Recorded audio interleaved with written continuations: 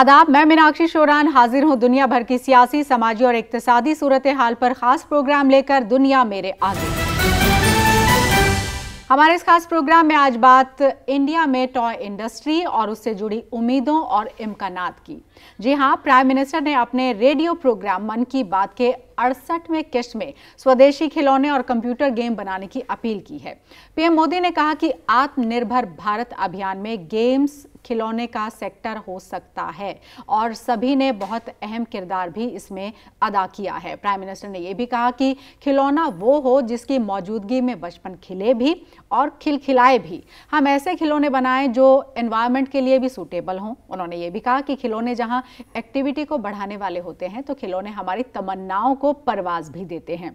बच्चों की जिंदगी के अलग अलग पहलू पर खिलौनों का जो असर है, इस पर नेशनल एजुकेशन पॉलिसी में भी खास ख्याल रखा गया है। पीएम ने यह भी कहा कि global toy industry 7 lakh crore से भी ज्यादा की है। 7 लाख करोड़ रुपए का इतना बड़ा कारोबार, लेकिन भारत में उसका हिस्सा बहुत कम है। यह हमारे लिए कोविड-19 के हालात में एक नए एवेन्यू की तरफ साफ इशारा है। तो क्या है इंडिया में टॉय इंडस्ट्री की सूरत हाल, उससे जुड़ी जो उम्मीदें हैं वो क्या हैं, क्या इम्कानात हैं, इसी पर हम बात करेंगे। स्टूडियो में हमारे साथ 2 खास मेहमान मौजूद हैं। Narmada triple S toys private limited के डायरेक्टर सुनील नंदा हमारे साथ स्टूडियो में मौजूद हैं। Sir, welcome to the studio. और Funzoo toy industry of India के CEO NK गुप्ता साहब हमारे साथ स्टूडियो में मौजूद हैं। Sir, welcome to the studio. आज जिस शेप और सिचुएशन में ये इंडस्ट्री है, उससे कहीं ज़्यादा इसमें ग्रोथ की जो संभावनाएं हैं वो है। सर, क्योंकि आपका बहुत रिच एक्सपीरियंस रहा है इस इंडस्ट्री में, तो अभी तक जो चीज़ें हम लैक कर रहे थे या जो चीज़ें नहीं हो पा रही थी, आपने आई एम श्योर बहुत सारे इनिशिएटिव्स उस तरह के लिए होंगे ताकि इंडस्ट्री ग्रो करे। वो मेजर्स कहाँ तक फुलफिल हो पाते हैं? कई बार रेड टेपिज्म और इन सब चीज़ों में चीज़ें फंस कर रह जाया करती थी, लेकिन आज तो हम बात ईज ऑफ डूइंग बिजनेस की करते हैं। तो वैसे में क्या चीज़ें आपकी तरफ से अब तक की गई और अब आपको लगता है कि आप वो या उससे बढ़कर चीज़ें करेंगे तो वो रिजल्ट ओरिएंटेड ज़्यादा होंगी? थोड़ा सा मैं पीछे से भी चल रहा हूँ, उसी प्रश्न को आगे ला रहा हूँ मैं। जो सा अभी आप बात कर रहे थे, जो क्रिएटिविटी है टॉयज़ की, हाँ। 2 एस्पेक्ट हैं। आपने कहा ईज ऑफ डूइंग बिजनेस या सरकार से किस तरह की अपेक्षाएं रखती हैं, लेकिन उससे पहले भी हम देना क्या चाहते हैं अपने बच्चों को और उसका एक कॉन्टेक्स्ट, उसका संदर्भ कैसे बनाते हैं। तो मैं आपको संदर्भ सिखाना चाहता हूँ कि मेरे को अगर एक जो सी मेकअप किट बनानी हो नॉर्थ ईस्ट के लिए, पंजाब के लिए, तो आप मानेंगे नहीं, मात्र मेकअप किट जैसा जो सा सामान है, टॉय है, उसकी सेल जो सी करोड़ों रुपए में है। आप अगर आज छोटा भीम को भी अगर कैपिटलाइज करते हैं, जिस तरह का हीरोइज्म वो दिखाते हैं, जिस तरह का जो सा है सेक्युलर हीरोइज्म दिखाते हैं और अलग अलग प्रांतों में जाते हैं और अलग अलग कपड़े पहनना शुरू करते हैं, उसका सीधा सीधा रिश्ता जो सा है वो बच्चों को एक ओपन माइंडेड तरीके से सिखाने का भी है और साथ में खिलौनों के माध्यम से एंगेज करके। क्योंकि देखो माइटी राजू में वो साइंस के एक्सपेरिमेंट्स करता है, वो सैटेलाइट्स में चला जाता है, क्या क्या नहीं दिखाता है और उससे ताल्लुक रखता है। देखो एक बात बताओ, तो उससे उत्सुकता पैदा होती है कैमरास की, लैपटॉप की, ड्रोन्स की, इमेजिनेशन जिस तरह की इमेजिनेशन है। तो ये सारी तीनों चीजें लिंक्ड हैं। इसलिए मैं कभी भी इनको आइसोलेशन में नहीं देखता हूं कि भाई हाँ जी अब ये वो वाला वक्त नहीं है कि आप सिर्फ सादी सी कार बना दें, उससे काम नहीं चलेगा। आपको जो सा है स्टोरीज क्रिएट करना तो अनिवार्य है और ये स्टोरी क्रिएशन, इमेजिनेशन जो आप बता रहे हो, कार्टून नेटवर्क, गेमिंग और जो सी हमारे जो पेरेंट्स हैं उनकी अपेक्षाएं, उनको बिना समझे हुए हम अगर खिलौने बनाएंगे तो कुछ नहीं बिकने वाला। बिल्कुल, तो ये भी एक चैलेंज। बिल्कुल बिल्कुल, और बहुत सही दिशा की तरफ इशारा किया सर ने, क्योंकि हम ये जानते हैं कि जो बच्चे हैं वो किस तरीके से मार्केट को, पेरेंट्स को फोर्स करते हैं अप्रोच करने के लिए। आप घर में जितनी चीज़ें इस्तेमाल की लाते हैं, आप ये मान कर चलिए कि उसमें आपके बच्चों का से बहुत बड़ा होता है और जो बच्चों के लिए ही चीज़ है उनमें तो उनका 100% से होता है। तो वैसे में हमारे लिए तो ग्रोथ की बहुत अपॉर्चुनिटीज़ हैं, लेकिन ये किन किन से फिर बात करनी होगी, क्योंकि एक ओवरऑल हम इसमें कह सकते हैं कि आपको हब बनाना होगा जिसमें आपकी मिनिस्ट्रीज़ भी होंगी, जिसमें आपके एजुकेशनिस्ट भी होंगे, जिसमें आपके डॉक्टर्स भी होंगे, हेल्थ सेक्टर भी आपको करना पड़ेगा, बहुत सारी चीजों को इकट्ठा कर लाना पड़ेगा। तो do we have this platform right now और we are working on that? देखिए, प्लेटफॉर्म तो यहाँ पे अवेलेबल है सब कुछ, लेकिन हमने उसको कोरिलेट करना है आपस में। जैसे मैं आपको एक उदाहरण देके ध्यान कराता हूँ। अभी जैसे हमारे प्रधानमंत्री जी ने एम्प्लॉयमेंट की बात करी, अब यहाँ पे जैसे यहाँ पे नेशनल इंस्टीट्यूट ऑफ डिज़ाइंस है, IITs हैं, CSIR है, ये सारी इन सब को हम जो स्टूडेंट्स यहाँ से निकलते हैं, जो इंटर्नशिप चाहिए उनको या उनको जॉब चाहिए, तो इंटर्नशिप हमारी इंडस्ट्रीज में आके करें, 3-3, 4-4, 6-6 महीने का जो भी कोर्स है उसके अंदर स्टाइपेंड हमारी इंडस्ट्री देने को तैयार बैठी है। वो जैसा उनका इंटरेस्ट हो, जिस कैटेगरी ऑफ टॉयज में उनका इंटरेस्ट हो, उस तरह का इंटरेस्ट हम उनको वॉच करें, वो भी देखें हमारा क्या इंटरेस्ट है, फिर उनको जॉब ऑफर करेंगे हम। तो इस तरह से इन 3, 4, 5 ऐसे 6 सेक्टर्स हो सकते हैं जहां पे हम एम्प्लॉयमेंट भी जनरेट कर सकते हैं और अपने टॉयज के अंदर इनोवेशन, नए नए डिजाइन्स, नए नए सोच, जैसा नंदा जी ने ध्यान कराया कि एक आइसोलेट करके नहीं देखना चाहिए किसी भी चीज को। साइंटिफिक है तो वो कैसे उड़ रहे हैं, टॉय को भी है, उनको एजुकेशन भी होनी चाहिए और उनको एक लेटेस्ट टेक्नोलॉजी भी चाहिए। इन सबको हमारे जो ये NID स्टूडेंट्स हैं, IITs हैं, इन सबको हम जोड़ के देख सकते हैं। इसके अलावा और भी यहाँ पे कल्चरल्स जो इवेंट्स होते हैं उनके अंदर भी हमें पार्टिसिपेट करना चाहिए कि क्या क्या कल्चर्स यहाँ पे चल रहे हैं, उसको हम टॉय में कैसे कन्वर्ट कर सकते हैं, उसके ऊपर कैसे स्टोरीज बना सकते हैं। ये बहुत सारे फील्ड यहाँ पे अवेलेबल हैं, लेकिन उनको हमने सब एक इकट्ठा करना है, हमने उनको इकट्ठा करके उसको हमने सब उसको प्रेजेंट करना है टॉयज के शेप में। तो कोई ऐसा कुछ नहीं है जो यहाँ पे बिल्कुल बिल्कुल। तो नंदा जी, रोड मैप क्या है और जिसका जिक्र सर कर रहे हैं कि हमको जो यूथ है उसको अट्रैक्ट भी करना होगा, उसको स्टार्टअप के लिए भी अट्रैक्ट करना होगा, उसको जॉब के लिए भी करना होगा, स्टाइपेंड देने की भी ये बात कर रहे हैं, वो सब चीज़ें हैं, लेकिन क्या वो यूथ आज के दिन में अट्रैक्टेड है इस फील्ड को लेकर? क्योंकि हर कोई जो बात करता है वो एक लार्जर देन लाइफ की बात करता है, वो एक अलग तरह के सेक्टर में जाना चाहता है। टॉय सेक्टर में अभी कितना परसेंटेज है वैसे बच्चों का जो कि आइडिएशन के लेवल पर या फिर मार्केटिंग के लेवल पर हेल्प आउट कर सकते हैं, वो आना चाहते हैं, और PM के एड्रेस के बाद आप उसमें एक बूम देख रहे हैं? मैं तो पर्सनली जो सा मेरा विजन 2 तरह का है, एक शॉर्ट टर्म विजन है, एक लॉन्ग टर्म विजन है। लॉन्ग टर्म विजन के चलते जैसे ये एक्सेलेंस सेंटर की बात कर रहे हैं, डिज़ाइन सेंटर्स की बात कर रहे हैं, टॉय सिटीज़ की बात कर रहे हैं, वो क्लस्टर्स की बात कर रहे हैं, वो 5 साल लग जाएंगे बनाने में। अच्छा, इंपोर्ट सब्स्टिट्यूशन को लेके राइट नाउ क्योंकि कुछ प्रोडक्ट्स हैं जो महंगे हो गए हैं, उनको बनाना बहुत ज़रूरी है। तो जो चीज़ें हैं जो बिकती हैं यहाँ पे, और हमने मार्क भी कर रखा है, लगभग आप मानेंगे नहीं कि जो 75% इलेक्ट्रॉनिक टॉयज़ इंपोर्ट होता है उनमें मात्र less than 100 types of toys he total उसकी जो सी इंपोर्ट्स की वैल्यू है उसको बनाते हैं। तो उनमें जो से हैं सिलेक्ट करना कि ये चीज़ें हम यहाँ पे जो से इमीडिएटली बनाना चाहते हैं, और जो एग्जिस्टिंग मैन्युफैक्चरर्स हैं जिनमें काबिलियत है उनको जो है अपनी कैपेसिटीज़ को स्केल करना है। अब जो इलेक्ट्रॉनिक्स और प्लास्टिक्स हैं वो अपने जो हमारे बिग ब्रदर्स हैं और खुद जो उनसे हैं वो ऑटो इंडस्ट्री इटसेल्फ वो हमें असिस्ट भी कर सकती है और खुद भी ये प्रोजेक्ट ले सकती है और ले भी रही है। जो आज हैसब्रोस वगैरह की वेंडर्स हैं उनका बैकग्राउंड ऑटो सेक्टर का ही है। उसी तरह जो उनसा है हमारे प्लस टॉयज़ हैं, प्लस टॉयज़ का जो उनसा सीधा रिलेशन गारमेंट इंडस्ट्री के साथ है, और जो वुडन टॉयज़ हैं उसका सीधा रिश्ता जो सा फर्नीचर इंडस्ट्री के साथ है। तो हमारी इंडस्ट्री जो सी है सारी तरह की स्किल्स को इस्तेमाल करती है। अब ये दिखाने वाली बात ये है कि इसमें अपॉर्चुनिटीज़ हैं।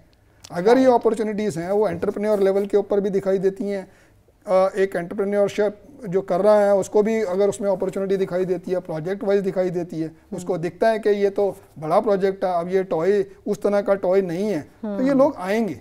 हम तो देख ही रहे हैं, और मेरा तो मकसद ही है इस उम्र में जो सा है 2 तरीके का। इस साल का मेरा प्रण है कि कम से कम 100 लोगों को जो सा है रोज़गार देना, ये इस साल का जो सा मेरा अपने आप से वायदा है। और कम से कम जो सा है मेरी बातचीत से 5 भी अगर जो यंग स्टूडेंट्स हैं वो एंटरप्रेन्योरशिप ले लेते हैं कि तो मैं समझूंगा मेरा जीवन सफल। Big plus, yes obviously. लेकिन सर आपसे भी मैं ये जानना चाहती हूँ, अभी थोड़ी बहुत दिक्कतें हैं क्या मैन्युफैक्चरिंग के लेवल पर? क्योंकि चीज़ें तो सब हैं, लेकिन उनको एक गाइडेड रूप में एक प्लेटफॉर्म पर इकट्ठा करना, सबसे बातचीत करना, ये किस तरह का चैलेंज है? और क्या हम अभी उस स्पीड से मैन्युफैक्चरिंग में जा सकते हैं, या हम स्लो एंड स्टडी जाएंगे और पहले असेंबलिंग और उस तरह की चीज़ें हमको करनी होंगी और उसके बाद हम शिफ्ट करेंगे मैन्युफैक्चरिंग पर? देखिए, स्लो एंड स्टडी तो नहीं चल सकते हैं, क्योंकि यहाँ पे जब इंपोर्ट टॉयज होगा नहीं तो बच्चों को कैसे हम खेलने का मौका देंगे, कैसे उनको एजुकेट करेंगे, कैसे उनका एक ग्रो अप होंगे। तो ये तो हम नहीं इसके लिए वेट करेगी हमारी पॉपुलेशन, लेकिन हमें इसके साथ साथ जो यहाँ पे for the time being may be 2 साल 3 साल 4 साल के लिए, जो कि ये जो गैप, जो इंपोर्ट का 80% गैप हमें फिलअप करना है, तो इतनी जल्दी स्केल अप नहीं कर सकते हम, क्योंकि अभी इंफ्रास्ट्रक्चर भी हमारे पास नहीं है, हमारे पास डिज़ाइन सेंटर नहीं है, हमारे पास स्किल डेवलपमेंट सेंटर्स नहीं है, हमारे पास कॉमन फैसिलिटी सेंटर नहीं है, हमारे पास क्लस्टर नहीं है। तो इस सब के लिए हमारा यहाँ पे वेट नहीं करेगी पॉपुलेशन यहाँ पे, तो उसके लिए हमें गवर्नमेंट की सपोर्ट चाहिए। जो कंपोनेंट्स यहाँ पे बनेंगे लेकिन अभी प्रेजेंटली अवेलेबल नहीं है, उनकी हमें सपोर्ट चाहिए। In addition to custom duty जो करी है उसकी हमें सपोर्ट चाहिए। कंपोनेंट्स यहाँ पे जो एक्चुअल मैन्युफैक्चरर्स हैं, जो अब इस टाइम तो मैन्युफैक्चरर आइडेंटिफाई करना बहुत मुश्किल काम नहीं है, क्योंकि BIS एप्लीकेबल है। जो मैन्युफैक्चरर्स BIS में रजिस्टर्ड हो गए और उनको किसी पार्ट्स की, किसी कंपोनेंट की जरूरत है, तो उनको custom duty, negligible custom duty, मैं तो चाहूंगा कि 0% रहे, जिस सो दैट कि भी यहाँ पे जो गैप है 80% को फिलअप करना है हमने, वो बहुत जल्दी हम फिलअप कर पाए, और फिर उसके 3 साल 4 साल बाद सारे कंपोनेंट्स भी यहाँ बन जाएंगे। तो इसको मैं ये चाहूंगा कि भी गवर्नमेंट इस तरफ भी ध्यान दे, जिससे कि ये गैप को हम फिलअप कर पाएं। जी जी, तो BIS बड़ा इम्पॉर्टेंट है, bureau of Indian standardization standards, क्योंकि कई बार ये कहा जाता है कि हम या तो स्टैंडर्ड्स की वजह से हम लैग कर जाते हैं, क्योंकि उनका इतना प्रेशर होता है हमारे ऊपर, और या कई बारी स्टैंडर्ड्स को हम मैच ही नहीं कर पाते हैं, ये भी कई बारी प्रॉब्लम हो जाती है। तो वैसे में BIS जो है वो कितना इम्पॉर्टेंट रोल प्ले कर रहा है अभी, और कितना इम्पॉर्टेंट भी है कि किसी भी टॉय का या किसी भी इस तरह की चीज़ का जिसको कि इस्तेमाल बच्चे करने वाले हैं, उसका स्टैंडर्डाइजेशन हो जाना। 2 इश्यूज हैं इसमें, एक सेफ्टी, सेफ टॉयज, सेफ कुछ भी उत्पादन होता है उसका सेफ होना, उसका एक स्टैंडर्ड होना, ये तो अनिवार्य है। अब उसकी सर्टिफिकेशन, वो कि ये सेफ है, उसको सर्टिफाई कौन करेगा? सेल्फ सर्टिफिकेशन तो नहीं चलेगा, हर एक कोई कह देगा कि सेफ है। तो अब सवाल ये उठता है कि भाई स्टैंडर्डाइजेशन भी जो सा है या ये सर्टिफिकेशन भी है, वो कितना आसान या कितना मुश्किल है।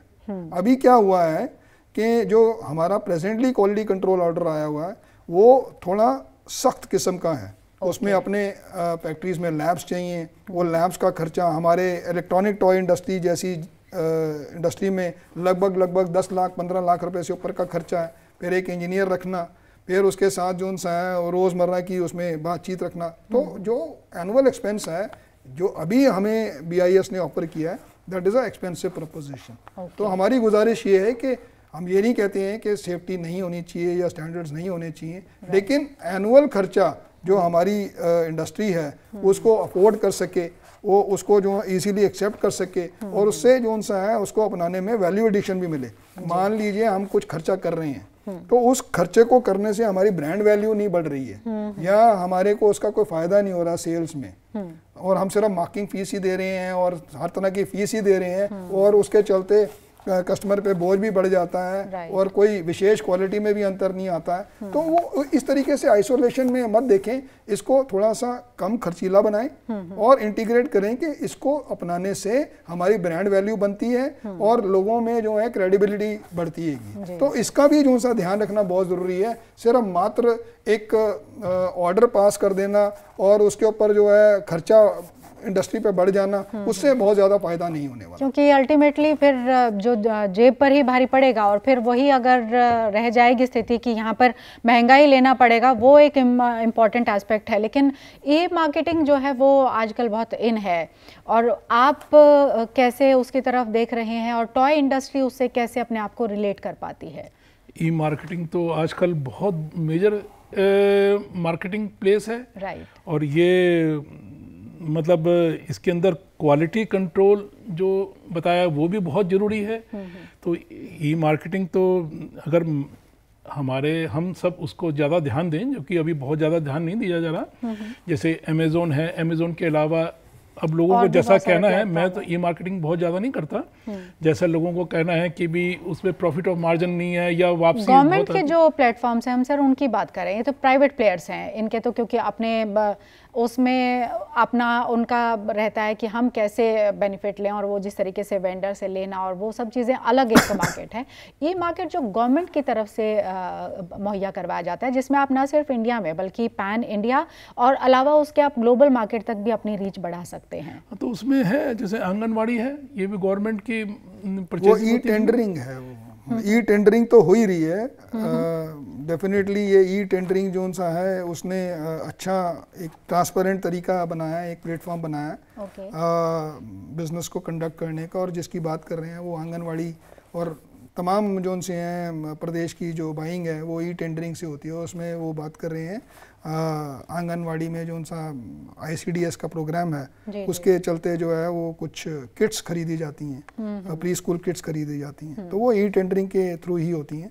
तो वो भी बहुत अच्छी प्रक्रिया है, ट्रांसपेरेंट प्रक्रिया है, उससे बिजनेस भी बढ़ा है। और ये बजट रहना चाहिए प्रदेशों में, और वो उससे जो है इकोनॉमी में और हम मैन्युफैक्चरर्स को जो है उससे डेफिनेटली बहुत मदद मिलती है। और उसमें खास तौर के ऊपर ये एक पॉइंट भी रखा गया है कि ये सारे जो खिलौने हैं वो भारत में ही बने होने चाहिए, तो उससे भी बहुत फायदा रहता है। ठीक है सर, हम अपने लिए और अपने बच्चों के लिए तो हम सोच ही रहे हैं, लेकिन हमारा जो विजन है, और हमारा विजन से हमारा मतलब है हमारे प्राइम मिनिस्टर का जो विजन है वो एक ग्लोबल इमेज को लेकर, और ग्लोबली हम अपने मार्केट शेयर को भी बढ़ाएं, अपनी इमेज को भी और बूस्ट करें, उन सब चीज़ों को लेकर भी है।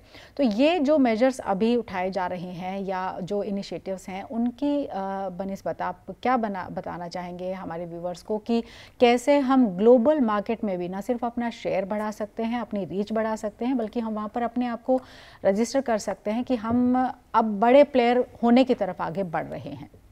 देखिए, सबसे पहले तो हमें जो हमारे मेजर बायर्स हैं, जैसे जो यहाँ पे ब्रांड्स हैं, उनको भी हम ये कहें कि भी आज हम क्वालिटी का प्रोडक्ट बना रहे हैं, और जो जहाँ तक थोड़ा सा प्राइस फैक्टर थोड़ा सा अगर फ़र्क है तो भी वो हमारे से बाई करें, यहाँ के मैन्युफैक्चर से बाई करें, जिससे लोकल वोकल बने। जो प्रधानमंत्री जी का सपना है कि उनको कैसे वो हमारे टॉयज़ को परचेज करते, उनके हमारी इंटरेक्शन एक हमारी होनी चाहिए। अब मान लीजिए अच्छा जो मार्केट प्लेस हैं, जैसे हैसब्रो है या रिलायंस भी अब इस सेक्टर में आ रहा है, और भी इस तरह के फन स्कूल्स हैं जो यहाँ से बाइंग कर रहे हैं चाइना से, उनकी हमारी एसोसिएशन के माध्यम से इंटरेक्शन हो, उनकी क्या रिक्वायरमेंट है, किस तरह की रिक्वायरमेंट है, किस उनका प्राइस सेक्टर कितनी रेंज का होना चाहिए।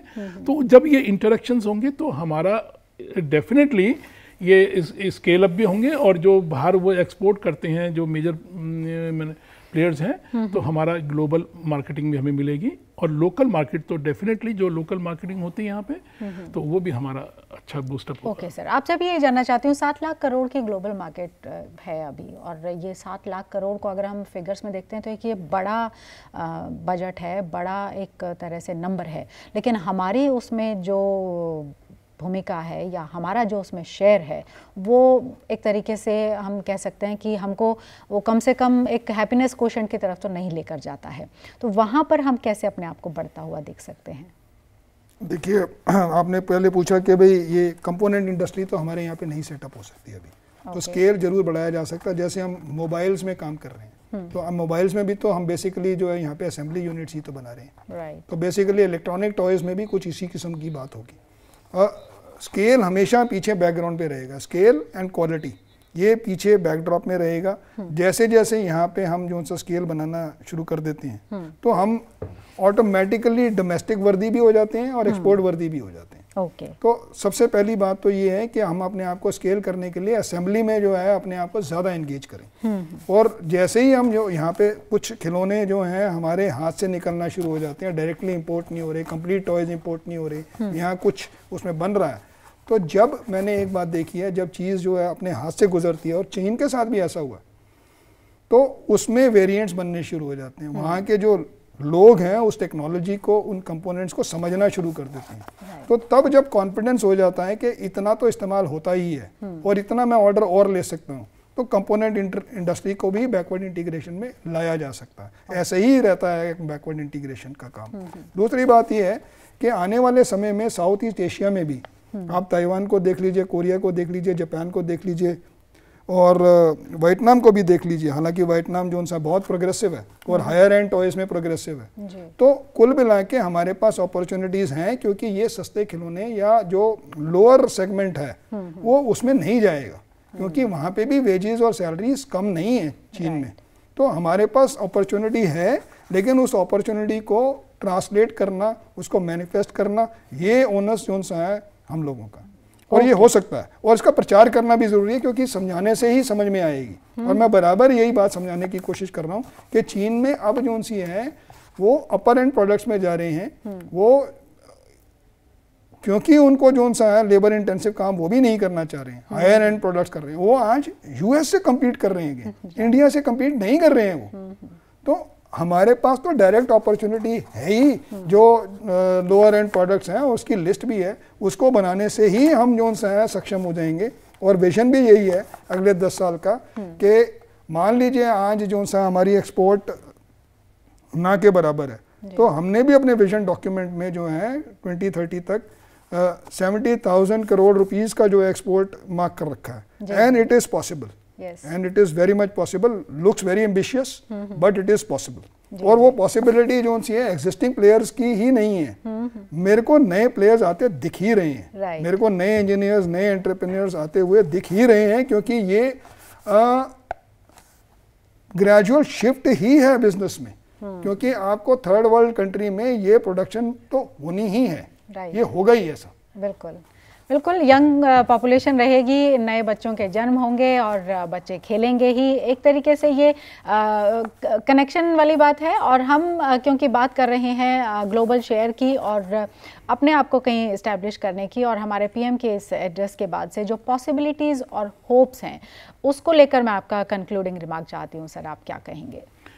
देखिए, कंक्लूडिंग तो यही है जी, इसमें हमें जो कंपोनेंट्स यहाँ पे अवेलेबल नहीं है, जो सुविधाएं हमें चाहिए एक्सपोर्ट के लिए, सब्सिडी हमें दें, क्लस्टर्स बनाएं, कॉमन फैसिलिटी सेंटर बनाएं, डिज़ाइन सेंटर्स यहाँ पे डेवलप हों यहाँ पे, जिससे कि इनोवेशंस हों।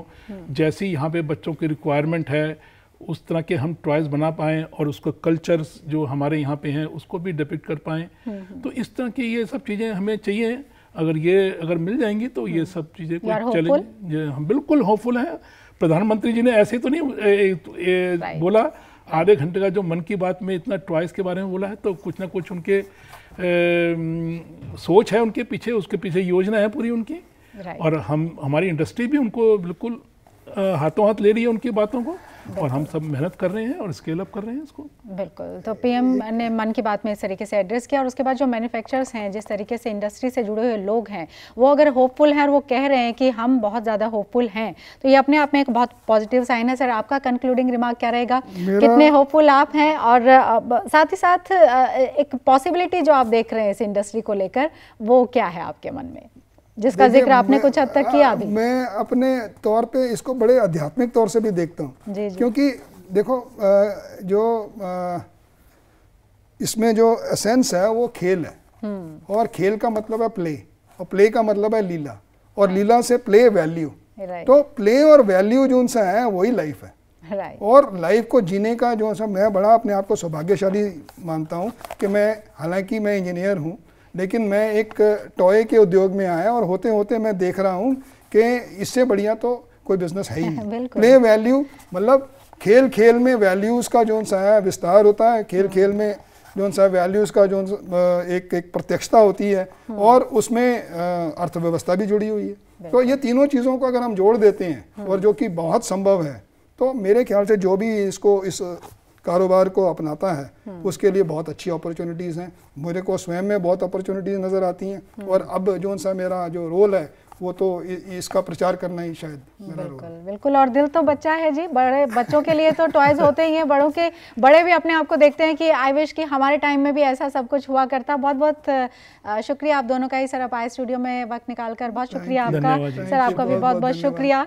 तो बहुत सारी इसमें होप्स नज़र आ रही हैं इस इंडस्ट्री से जुड़ी हुई, मार्केट शेयर से लेकर मैन्युफैक्चरिंग से लेकर, और क्योंकि हम तो अलग अलग स्टेट्स में अलग अलग कल्चर को एक तरह से रिप्रेजेंट करते हैं, और उस कल्चर को जब हम टॉयज़ के रूप में डेवलप करेंगे और उसका एक अलग तरीके से मार्केट बनाने की कोशिश होगी, और उसके लिए हमारी सरकार जिस तरीके से विलिंग नज़र आ रही है, हमारे प्रधानमंत्री ने अपने एड्रेस में जिस तरीके से कहा है, तो ये बहुत बड़ी होप की तरफ इशारा कर रहा है। और होपफुल कि आपको ये भी आज की खास जो पेशकश है हमारी बहुत पसंद आई होगी। आपकी कोई भी राय है, कोई सजेशन है, तो आप हमें ईमेल करके ज़रूर बताइएगा। हमारी ईमेल आईडी हम आपको बता देते हैं, ddurduspecials@gmail.com। इसी के साथ हमारी पूरी टीम को इजाज़त दीजिए। आदाब।